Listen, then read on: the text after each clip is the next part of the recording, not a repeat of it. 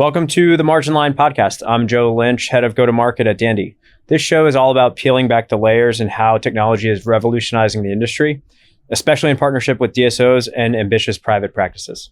We want to give you the inside scoop on what actually goes on in the lab, the challenges we face, the advances we're making, and the stories from the front lines that matter most to doctors and patients. Today's guest is Dr. Anthony Stefanou, founder and CEO of Connect the Dents, dental M&A advisor with experience spanning from clinical and chairside all the way through actually a complex ecosystem of dental adjacent businesses. You have probably one of the more interesting backgrounds on this podcast so far. And you have personally completed over 2,000 practice appraisals in the past 6 years, establishing yourself as a leading source for third-party objective valuations in the sale of dental practices. So excited to jump in today's conversation, but before we jump there, let me actually start. You didn't start your clinical journey as a typical solo practice. You started by partnering with a chiropractor to open an integrated wellness center all the way back in 1989. Yeah, so first of all, it's great to be here, but a lot of what's happened, I think everybody has, I always joke with people, talk about dentists coming out of school. Everybody has a vision or a plan as to what they expect their career to be like.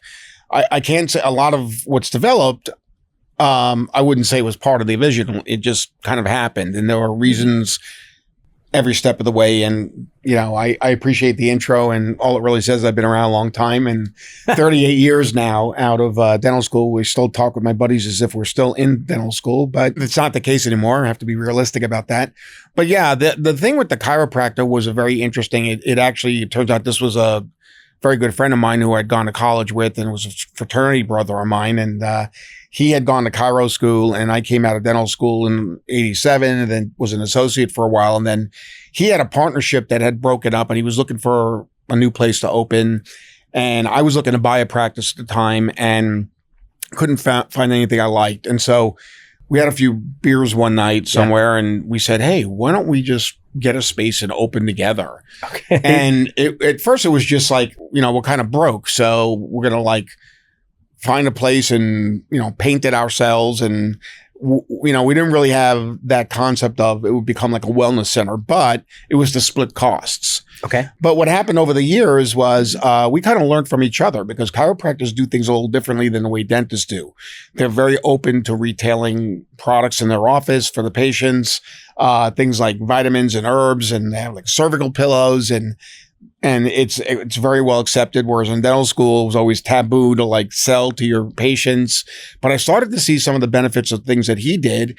I would go to his management courses, and he would come to some of the dental, and we hired a staff that was both trained in dental and chiropractic. And it was really interesting. We started to do things like nutrition counseling and TMJ therapy together and stuff. And so it turned into what people would call today to be a wellness center. Sure. And it didn't initially start out that way, but then that's what it blossomed into. So it was a very interesting, almost 20-year journey. Yeah. Up until about 2005, 2006. Yeah. So you've got this 20-year journey. Yeah. You start at now what we would call a wellness center, but pretty untraditional at that point.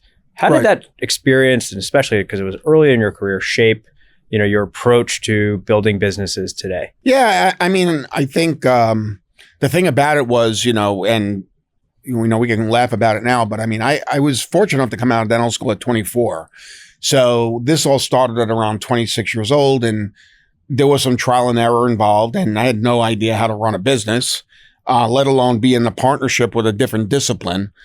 But you have to learn how to do it. And even then, I mean, I started off with no computer. There was no practice management software when I started. So you were doing business really paper manually. Records. Yeah. And, you know, you had to learn how to pay the bills. And it was a rough 5 to 7 years. But now where I am today, you know, certainly completely different situation, different world.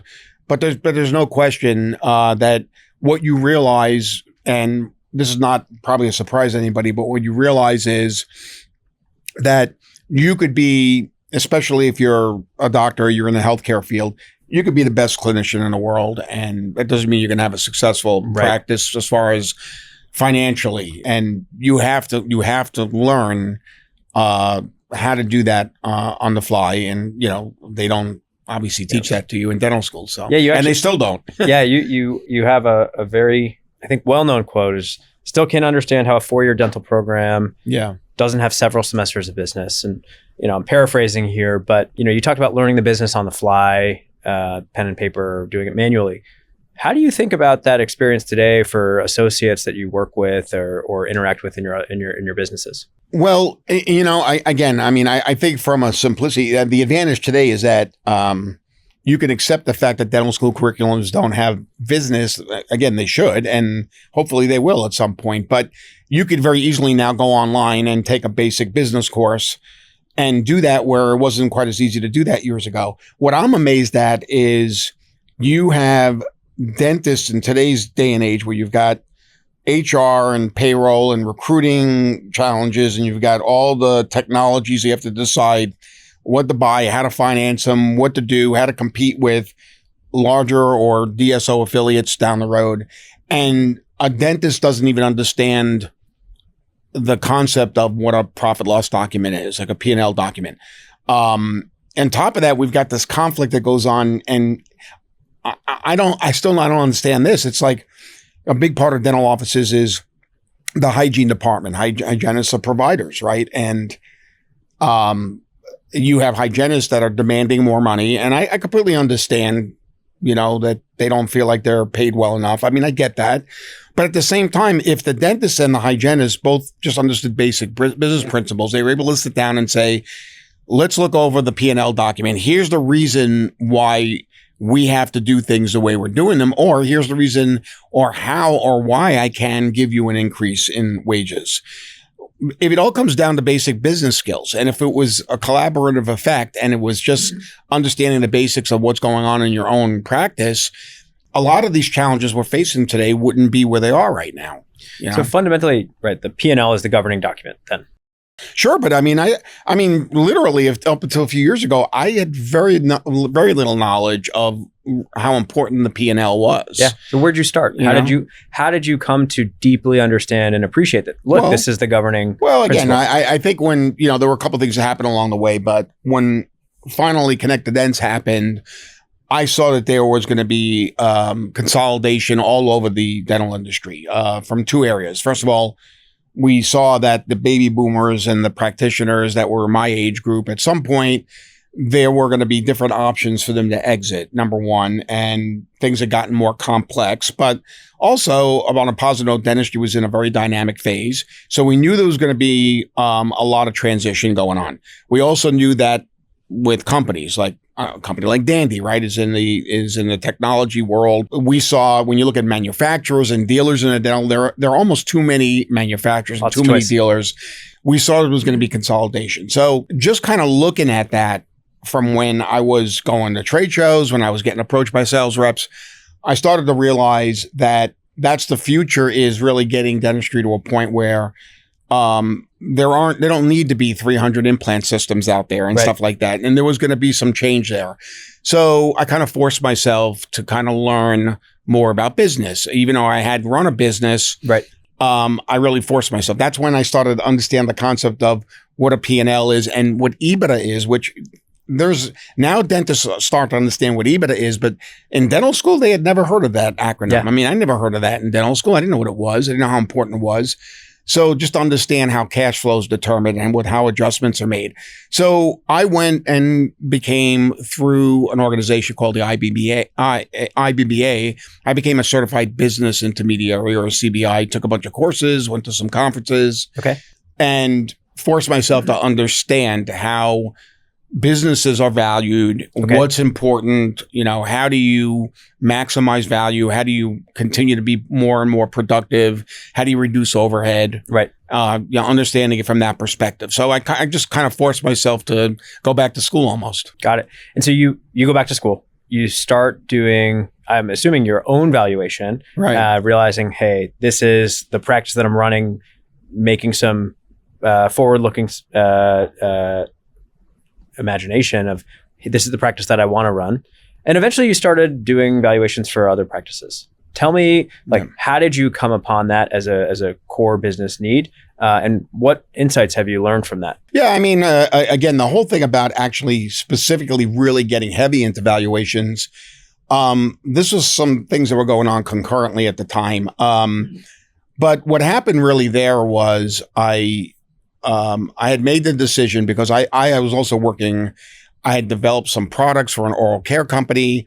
And then I realized that when those products were developed, they had to be launched. They had to be marketed. The company was relying on me to get it out and get market share. And I'm like thinking initially, well, I'm a dentist, so they'll listen to me because I'm a dentist. And I'm like, okay, that doesn't mean you know how to sell the product. Right. So I had to force myself how to do all of that as well. And I was in that phase there where I then had to make a decision. Do I continue practicing or do I stay on the side of really learning more about sales and marketing? Okay.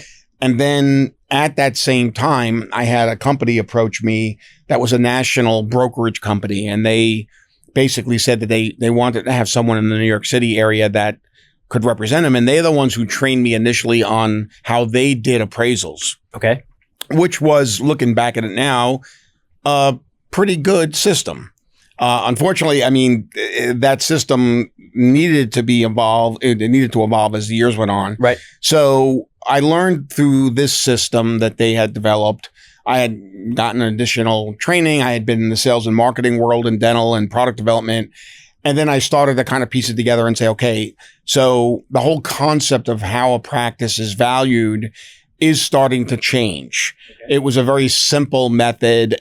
This company were actually ahead of their time where they did it more on a real analysis of the numbers rather than just slapping a percentage. And for many years, and even now, there are brokers or practices all over the country that think, oh, I'm doing $1 million a year in production or collection, so it's worth 70 or 80% of that because somebody made that up. Yeah, we like to joke in dental because people always like, there are things that are out there that have been out there for decades, and they're just accepted at this point. And then when you really challenge it, you say, well, somebody actually just made it up. So somebody made that up, just like someone. It's not built from first principles. Well, it's the same thing in dental insurance, right? Right. As dentists or dental hygienists that are working as providers and practices, we bitch and moan about it, but we accept the fact that somebody can only come in twice a year for a pro fee because their insurance only covers it every 6 months. Sure. Well, we all know that some people should have a cleaning done every couple of months. Right. Some people don't need a cleaning for 12 months. Right. It has to be based on the person, not based on everybody gets lumped into they can only have a cleaning every 6 months. And we know that, but we have psychologically as an industry accepted it. Yep. And when it comes down to it, it was made up. Yeah. It was made up from first principles. So the thing with valuations was we started to realize, and I started to realize that there needed to be a little bit more of a system that really was specific to the dental industry. And so I sat down and kind of took some of the stuff I had learned initially back in the mid 2000s with this company, and I kind of added some pieces to it and made some revisions. And we came up with what we now call the OPA, or the Objective Practice Appraisal. The one thing that we felt we had to do, especially now with the DSO world being a big part of it, because at that time, the DSOs didn't even exist, really. We felt that we had to do was really give someone a fair market value, because very often there are people that say that they will evaluate a practice and all they want to do is make the dentist happy. Right. So that maybe they'll hire them to help them sell their practice, and they embellish the true valuation. And then all of a sudden they go out there and realize that a buyer is not going to pay what you put down on paper because it's not grounded. It's not real. It's not based in fact. And so that created a lot of problems, and it still does. There are still people out there that, you know, they start at a very high level, knowing they have to negotiate down, and it doesn't help anybody. So our system is really based on explaining to the doctor, this is exactly where you stand. Like if you put this on the market and, you know, whether it's another dentist buying it or as a DSO, this is the range that you would expect. Okay. And sometimes it's much higher than they think. Sometimes it's a little lower. In most cases, it is higher than they think, though, because always a good outcome. It used to be just slap a number on the practice, which meant that every practice that had the same collections was worth the same. Right. And that's, I mean, think about it. You and I are talking about this. How does that work? I mean, how could you have two practices just because they collect the same amount of money? They could have so many differences between them. And yet somebody's saying, well, they're both worth 75% of collections. Right. That's crazy. Yeah, I mean, in the conversations that I've had with owners who have sold their practice or considering selling, I've heard three types of valuation. One is like 70 to 80% of collections. One is 3 to 4x seller derived earnings. And then another is just a multiple of EBITDA. What's different about your methodology? Like, walk me through the fundamentals. No, that's a good question. I mean, look, there are times when it comes out to 70, 80%. That's very often for practices that are what you would call mid-range type practices. Okay. The really small practices, it's really challenging to come up with a really grounded value for them. But the ones that are middle are very often, they end up somewhere in that range. Our system, and we feel, and this is why we work with a lot of DSOs now that really only look at the financial numbers. And one of the reasons that they're starting to like the system we have in place is there were two things we set out to do. First of all, dentists hate reading reports and hate numbers. And I'm saying that as a dentist, right? So we wanted to create a very simple way of them getting a report, not a 30, 40 page thing with all these different formulas. Okay. So that was number one. Number two was it was going to be very dental specific. So there, in the M&A world, like anything else, if you're dealing with two businesses, one buying, one selling, you're usually looking at developing an EBITDA number and putting a multiple on it. Right. And that had to be part of this, but that's not the only part of it. Okay. Because the big challenge with doing it even that way, just like slapping a number, is you could also have two practices that have the same collection and the same EBITDA, the same adjusted cash flow number. And then that also means that they look like they're worth the same. But that's not really true either. And so there has to be some way to differentiate between two practices that might be both in Nashville, Tennessee, both doing $1 million in collections, both having a 250 EBITDA. Yes, we generally will develop the EBITDA number. We know how to make the adjustments because we're dental people. We understand expenses. Sometimes you have to do a partial. Sometimes you do a full add back. Right. But you get an EBITDA number. And generally speaking, then the key obviously is the multiple on it because the multiples change with the market every 6 months or so. So if you're not current on that and you're a evaluator, you can't really, even if you know how to do a dental practice EBITDA determination, you can't realistically come up with fair market value unless you know the going. So that's one thing that you have to stay up on, right? That's part of it. But there's a second component. Ours is what we call a practice score. Okay. And what we do is we look at 8 components of the practice, and we have this, it's an algorithm. It just means that they're not all weighed the same. Some are a little bit more important than the others, but there are 8 intangible factors that we look at. Specifically location. We look at, are their collections going up and down? What percent is hygiene? We look at number of providers in the practice. We look at what kind of lease they have, who would be staying on, who would be leaving, the space. Can they expand? Do they have room to do this? Do they have room to do that? And we have these 8 components. We have a score for each one of them. And we then have a multiplier there. And that score should technically be, believe it or not, it should actually correlate with the multiple on the EBITDA because then it validates the EBITDA multiple. However, in many cases, it's not going to be exact. It might be a little lower. It might be a little higher. Yep. So in cases where the score is really strong and it's a little stronger than the multiple on the EBITDA, that raises, we then have an average that we have of those two, and it raises the value a little bit. And how do you all of that, the intangibles, create real value for the acquirer. But how do you help the acquirer actually see that number and the score multiplier and help see through the intangibles? Well, I think the key again is that, so for instance, if we evaluate a practice and it's then decides that maybe they do want to affiliate with a DSO and we have a matching system and we bring a DSO, make an introduction to them. Right. The DSO is going to do an analysis. They're going to look at the appraisal as a reference. Yep. And the key to that is that when the buyer, let's say it's a DSO, is looking at it, they have to first understand that, and they do because they understand the multiples. So if they see that the valuation was done with an EBITDA multiple that's not embellished, right? It's actually fair. It's grounded. Yeah. All right. It's not a 9 times multiple for a practice that should have been a 5 times multiple. So if they see it as a 5 multiple, and then they look at the practice score, and the practice score, all of these intangibles, like one of the intangibles is technologies. Right. And usually that's small equipment technology. It's not like we don't evaluate based on is the capital equipment brand new necessarily. It's about technologies, like what kind of software, what kind of small other things, digital, dentistry, all that stuff. Right. They might get a few more points for those things, which is important. So when we show them then that the score is really strong because the intangibles are high, these are not things seen actually on the P&L. Right. They are what the practice is, what the heart and soul of the practice is. Then they see that we've raised a slight bit because of the strong multiple. Conversely, we will show a buyer that there are times when it ends up being a little lower than the going multiple because the practice has been trending down for the last few years. Okay. Right? Because think about it from this direction, right? Very quickly. Let's just say in the past, what people did was they took 3 years of collections and they averaged it. Right. So the practice was 800,000, 900,000, $1 million. That means that 900,000 is the average.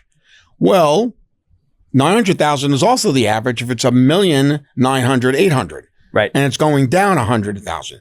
So are you saying to me that practice should be automatically worth the same? Probably not. Absolutely not. So when you factor in trending, you factor in the percent of the hygiene, how active is the hygiene department, and technology and lease and room to expand and all those factors, someone who's a buyer can see why maybe it ends up a little higher than the going multiple. And I don't mean like it takes it from a 5 to a 7 multiple. Right. I mean, it takes it from a 5 to a 5.25 multiple. Sure.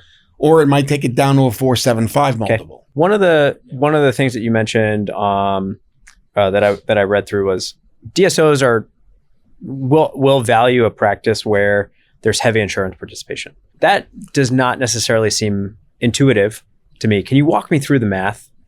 Like why do DSOs care about that? What do you believe? Why do they care about like more dealing more with insurance? Yeah.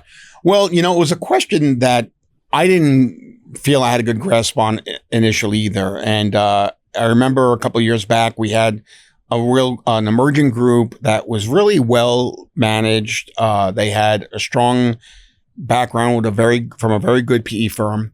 And I had gotten to know them a little bit, and I had done a couple of deals where we matched them with practices, which were insurance-based practice. And then we had a fee-for-service practice come in, and I thought they would be all over it. Yeah. And I started to have to read between the lines because they were kind of hedging and hawing on it. They were like, I'm not sure. So I finally started to have conversations with the DSOs, and then it came down to a very simple explanation. And that was one of the things that DSOs do and can offer is streamlining current expenses and marketing. They market now the practices, and if they have 20 practices, they're going to kind of market them as a group almost. Right. So the thing is, first of all, if you're marketing and one practice is an outlier because it doesn't take insurance. Second thing is there are more people that have insurance that don't. So marketing wise, they're going to target insurance-based patients. Right. If they have a fee-for-service patient, that practice, that's an outlier practice. They have to market separately differently. For it. And also generally you don't have as many active patients in a fee-for-service practice. They look at that as being a little riskier. Interesting. So there's a few things going on with that. Yeah. Just like there is like with Medicaid practices, we have really good practices and there's 10% Medicaid or 15%. Well, first of all, if you're dealing with children, Medicaid's a part of, if you're dealing with a pedodontist or something like that. But in general practices, they stay away completely of Medicaid. And I'm like, okay, at first I was like, why? And, if it's 10% and the practice is doing very well, and they have a lot of operatories and they've been growing and all stuff, why just stay away from it? And, it's pretty simple. I mean, the bottom line always is the insurance is more attractive to them when they're insurance PPO because the DSO negotiates the reimbursement rates and they have leverage because now they can say we have 100 practices. You have to give us a better reimbursement.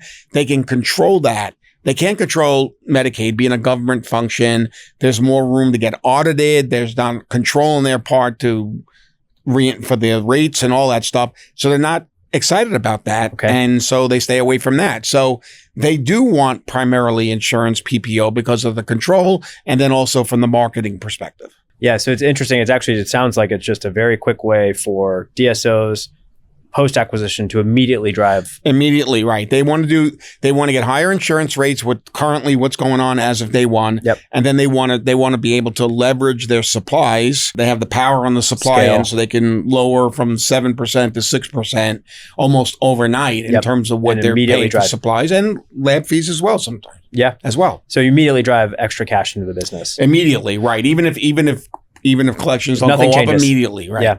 One of the unique things is we've talked to doctors, they get a valuation, let's say 5 years ago, and they're looking to change their trajectory, 5 years from now. And they want to understand what are the things that they should be doing in their practice 5 years today, starting today, to drive an outcome 5 years from now. Yeah. I mean, it's funny because I once in a while I get asked that question, and we get brought in sometimes to say, okay, this is what it was valuated recently, or let's valuate it now, but I'm looking at a 5-year plan for growth. Meaning what they really want to say is, well, we want to increase collections, but we also want to understand, obviously, how to increase EBITDA. Sometimes you increase collections and that doesn't mean your value goes up because your expenses go up too.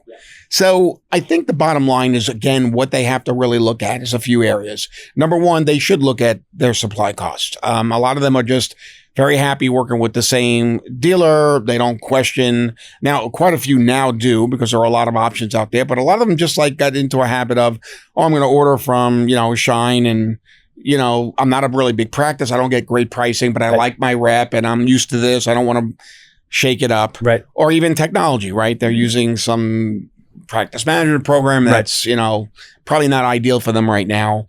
So number one is they have to recognize that they're going to have to invest in some change. So take a look at, what you're paying there, what some of your overhead costs are. Obviously in today's day and age, you want to be able to increase treatment plan acceptance. You want to increase the point of production per patient visit. So be able to do more procedures in one visit than you used to be able to do in the past. This all means technology, right? We understand the importance of that with digital dentistry, but again, on a software perspective, embracing AI into dentistry. How does AI help with not only diagnostics, but how it helps even everybody in the office team communicate to patients better? Yep. Those things they have to do. That's the only way they're going to get more efficient as a practice. And then really focus quite a bit on the hygiene department. And I think it's still a lost thing that people don't realize, that the hygiene department is the heart and soul of the practice. It's what generates a lot of the treatment planning. It is the recall visits are what is the true bread and butter. Hygienists also, there's a lot of technology to help hygienists now. Yeah. A lot of dentists used to feel that hygiene was a loss leader, which is ridiculous. But the truth is, whether they end up selling 5 years from now to another dentist or to a DSO, the percent that the hygiene department does of the overall collections does make a big difference in the value of the practice, because it's considered passive income. It's also much easier for a buyer to get a loan if, in fact, the practice is doing $1 million and it's 30% as hygiene, because that's automatically technically there. Right. So even if it's a younger dentist, not quite as fast as the older provider, they look at it like it's less risky because they have a higher percentage of hygiene. And so, take your hygiene department. When we do valuations, we see most of hygiene departments about 15 to 18%. The ones that are really strong in EBITDA, the ones that are really going up in value, are somewhere in the 22 to 30% hygiene. So I'm going to go back to that question. There's two ways to drive improvements. One is on the cost side, which is where you started, renegotiating contracts, supplies, and the other is driving revenue. When you think about the valuation of a practice, if you're a practice owner today, which side of the equation would you focus on more? Well, I don't know. I think you have to look at both of them. I don't know if it's going to be one more than the other, because I think, while you have to somewhat keep it simple, I think in the past, everybody always looked at it, that practice value was only about, because of what I would say the made up concepts that we were brought up in. Yeah. It was just about figuring out ways to collect more money, right? That's what it was. It was all about the productivity, Now, some offices are very productive, but if they're really heavily insurance based and all that, it doesn't mean their collections are close to their production numbers. Right. But so that's one of the issues too, because they're accepting a lot of insurance that if they are getting, if they continue to get the reimbursement rates they get, then obviously value is not going up and their profitability is not going up. But everybody used to always look at it in terms of not necessarily cost of stuff, but look at it more like how do we, how do we just make more money? How do we bring more in? How do we get more new patients in the office? I think the concept of more and more is not necessarily the way to drive value, and certainly patient care wise, it usually suffers as well. Right. So I think you really have to look at a combination of getting the right materials, getting the right setup and environment in the office, utilizing technology to make each practice visit more efficient. Right. Doing more per visit. Because first of all, the big thing is, we know this, patients don't want to be, if rushed in, rushed out. They don't want to sit in the chair for 3 hours Yeah. to have a crown done and come back 3 times. Right. Right. Or whatever it might be. So the advantage is when you embrace technology, you have happier patients, you're more efficient, you're doing more per visit. Those are the things you have to focus on. And you really have to embrace technology. Yes, that means you do have to invest. Okay. But you're better off invested in that than you are just saying, oh, my chairs are 15 years old and that's going to knock down my practice value. So I'm going to put $100,000 into putting 6 new chairs in my operatories when the chairs were perfectly fine. They were in very good shape. Right. They were maintained well. And I don't know, this old way of thinking is, that's what I'm going to invest into. That's not what you invest into. You have to invest into technology to drive the patient experience. Yeah. So the second part of your answer was really around driving hygiene. What are the things that you say that a practice could do tomorrow to immediately improve sort of the health and profitability of their hygiene departments? Yeah, well, this is going to be somewhat controversial because there's a lot of fighting going on between hygienists and dentists right now, a lot of friction. I believe that hygienists should be and dentists should be collaborative and in partnership with each other. So I think in order, tomorrow, they should sit down as colleagues and as providers and face to face, and they should be sharing, here's where the practice is now. Okay. I know you want to make more money. I want to make more money. Here's where we're at though. So we have some limitations because we're working at 82% overhead. Right. I want you to do much better. I want you to stay with me. I want you to build a career here. I want you to make more money. So sit down with the hygienist and say, now that you know our overhead, now that you know where we stand, you and I have been working together for a little bit of time right now. I want to focus on getting you more productive, making you more money, and that helps my practice. What are your ideas? And listen to them rather than when they come to them, because most of the time the hygienist goes to the dentist and says, I want to bring this technology in. I want to bring an oral cancer screening in. I want to bring in this diagnostic test. Yep. And then it's just like, well, what's in it for me? That just costs me more money. They're not really looking at it as what that could mean for the hygiene department driving that passive income component and actually being the start of the patient hearing what their treatment plan might look like. Right. So the dentist and the hygienist, my answer is simple. Tomorrow morning, you sit down with your hygiene department and show them what's going on and say, let's talk about this. I'm going to be open to listening to you. So it's really open. It's start the conversation. Absolutely. How transparent? One of the dentist is usually the owner, and the hygienist is on the staff. How do you balance that transparency? How do you think about that transparency and the way of communicating and really just opening up? Well, a lot of people will say, and dentists say all the time, well, it's none of their business. They're a staff member. Well, this is one of the problems too with the DSOs when they first started, because most of the DSO people come from financial and medical backgrounds. There's no comparable person in the medical field to a dental hygienist. I mean, a hygienist is a provider. Right. Now, she's not a doctor or he's not a doctor. I mean, that's true. Sure. I mean, so I'm saying that as a dentist. There's real collection. But they're providers. Right. And they are technically the specialists in prevention, right? That's what they do. Yep. So they provide a very valuable service. So I think there are dentists that say, well, it's my business. It's none of their business. But it is, because if they're not going to be happy working for you because they think you as a dentist are making all this money and they're not. Right. Or there's a reason why, you know, they hit an income ceiling and they don't understand why that is. If you're not transparent as to, you know, it's the same thing with patients. I mean, I remember being 25 years old. I had started practicing at 24. I looked like I was 12.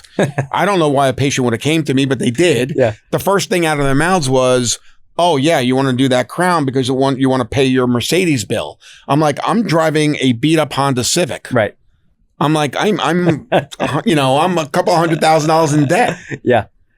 I mean, you know, that's not the reality. Yeah. So in 2026, the reality is if you're a practice owner, you want to do better in really getting your practice going. Hygiene department's a very, very important component. Sit down with the hygienist as a provider and a colleague there and just say, look, this is where we're at. I'm not bringing home $1 million a year. Yeah. I mean, this is where we're at. Now, this is part of the growth of the practice, but if you want to be a big part of it and we all want to make more money and we want to do, there's something in it for you, there's something in it for me. How do you see it other than saying to me, I want you to buy some stuff? Right. So I'm going to loop this all the way back around to the start of this conversation. You started your career, again, in a wellness office, partnered with a chiropractor. Yeah. Hygienists are the front door to treatment planning. Sure. Right. Prophy turns into treatment when it's appropriate.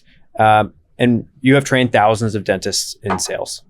Help me understand your connection point of hygienists start with treatment planning, but eventually it turns into a restorative appointment or an aesthetic dentistry appointment. How do you connect the psychology of hygienists and dentists into patients? Well, again, I think it has a lot to do with going back to, so, you know, let's look at it from the a different angle. Like, so you have manufacturers reps and you have technology reps that are technically they're there because what they provide is a benefit to the hygienist. Right.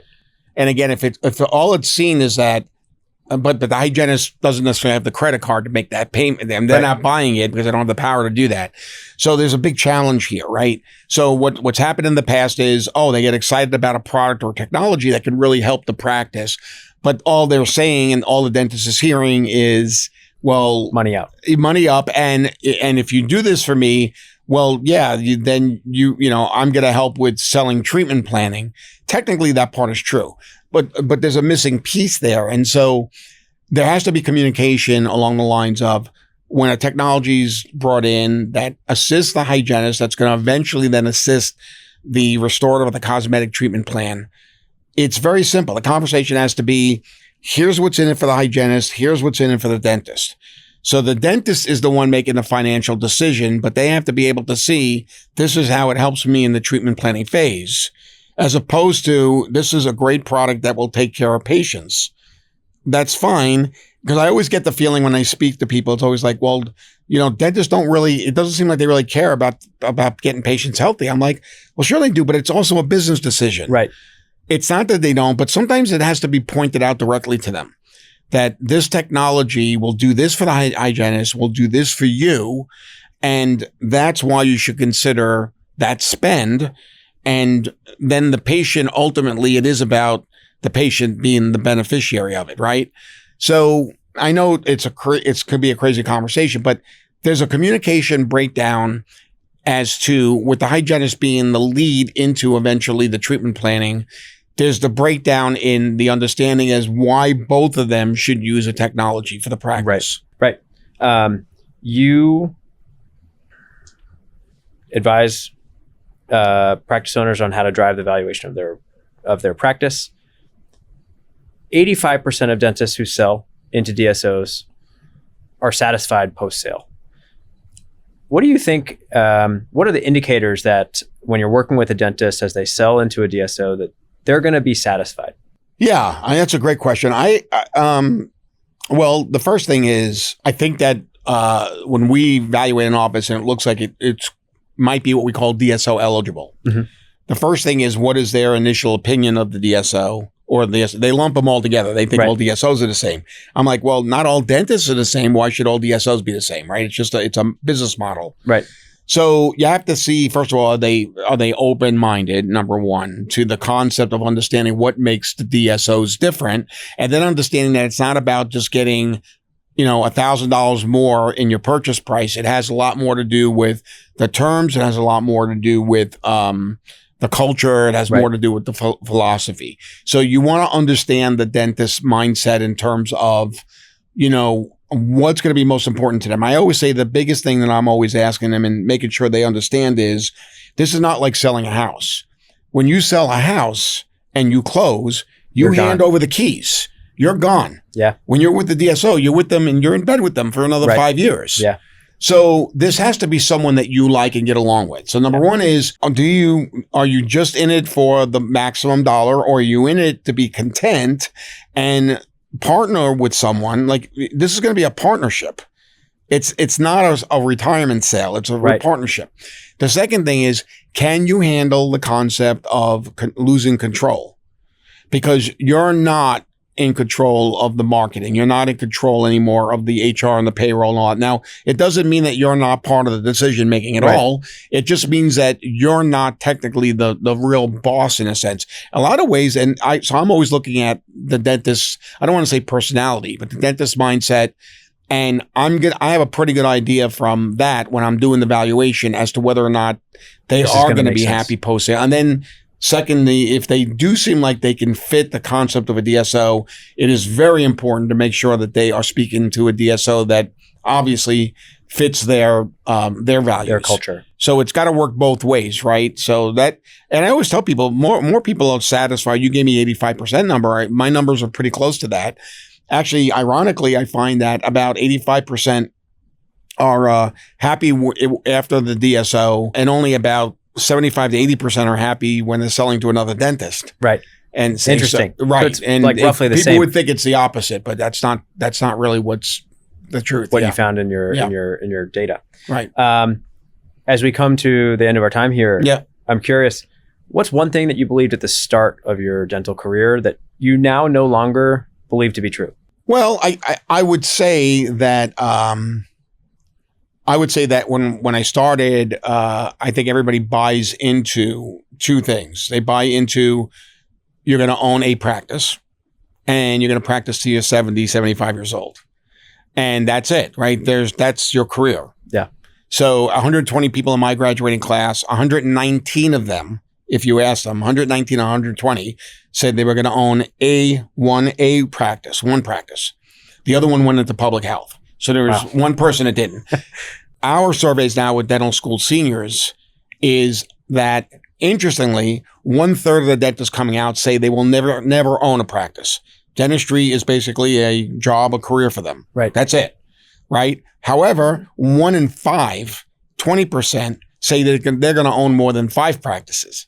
Interesting. So what's changed is very much on how the people going through dental school now are looking at what the career looks like. And the other part of it is going back to somebody says that you have to practice till you're almost ready to drop dead. And that's not true either. We're seeing dentists that are collaborating with DSOs in their 40s. We see people that retire when they're 40 or 45 or 50.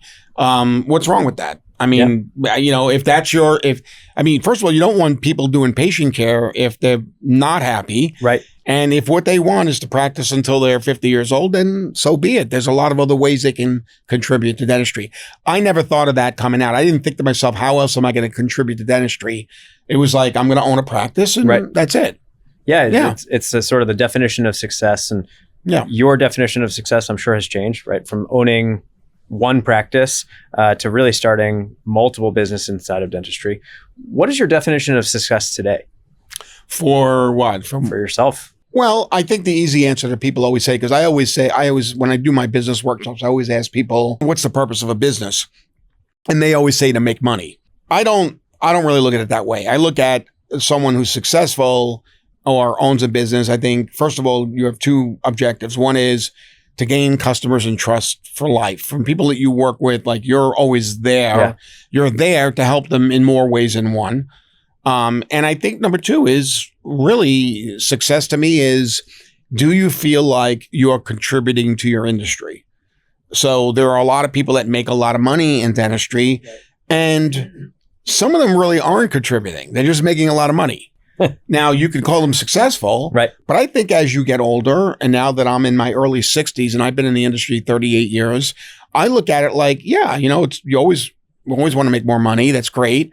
But I look at it like, I find myself a lot of times asking, what's the legacy you leave behind? Right. Right? What, like, are you going to be like, I don't want to put a damper on this quickly, but someone in the industry that I have known for a long time, a woman who, a dentist recently passed away, and it was on social media and stuff. And I looked at it, and I realized by the responses and the comments that, this woman left a pretty strong legacy. Like, she was influential.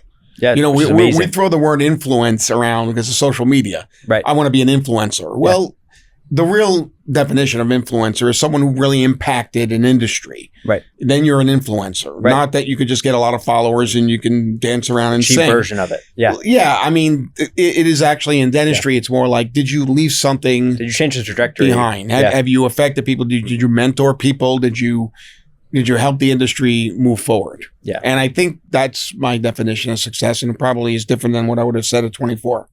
But yeah. Tony, that was incredible. Yeah. Thank you for coming on. That was a masterclass in practice valuations and thinking about how a dentist might work and operate their practice to drive future valuation. For our listeners, we'll link to Connect the Dents and the Dental Sales Academy in the show notes. And if you're a practice owner trying to figure out what's next, his firm is the go-to market resource. Great. Well, thank you. It's great being here. It was a lot of fun. Thank you, guys.